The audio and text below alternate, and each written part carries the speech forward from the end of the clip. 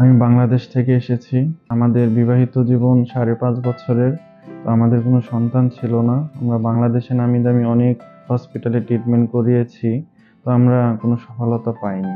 তো আমাদের একসময় মনে হলো যে বাহিরে গিয়ে কোথাও ট্রিটমেন্ট করাই। তো সবাই পরামর্শ দিল ইন্ডিয়াতে আসার জন্য। তো আমরা ইন্ডিয়াতে খুঁজতে লাগি যে কোন হসপিটালটা ভালো হবে।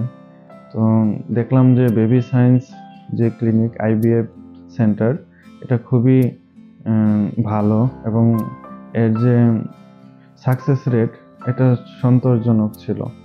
আমরা বাংলাদেশ থেকে বিভিন্ন মাধ্যম থেকে জানতে পারি যে বেবি সায়েন্সের ল্যাব এবং ডক্টর খুবই ভালো। আমরা এখানে আসার পর ওদের যে আন্তরিকতাটা পেয়েছি সে অনেক ভালো। আমরা আগে বাংলাদেশে থাকতে ভাবতাম যে এখানে এসে কোথায় থাকবো, কি করব।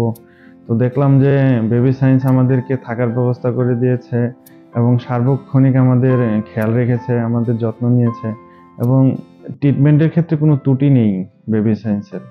ওরা যখন যা প্রয়োজন তাই আমাদেরকে দিয়েছে এবং হেল্প করেছে।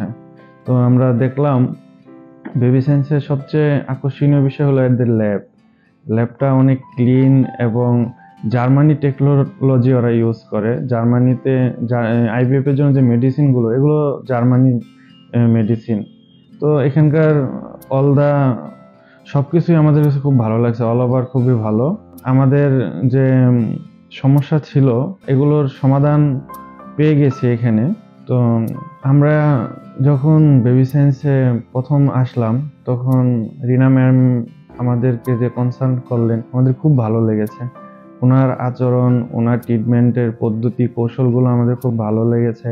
উনি সবকিছু শুনেন, ধৈর্য সহকারে শুনেন। আমরা বিভিন্ন সময় দেখতে পাই অনেক ডক্টর কথাগুলো ধৈর্য সহকারে শুনে না, কিন্তু উনি শুনেন, এটা খুব ভালো লেগেছে। এবং এখানে যে ওটি করা হয়, এগ কালেকশন, আদার্স যে সিস্টেমগুলো, ওরা সবাই আন্তরিক। এবং বেবি সায়েন্সের যে একটি টিম আছে, জ্ঞানেশ ভাই সহ মঈন ভাই, আজম ভাই, ওরা খুব কেয়ারিং।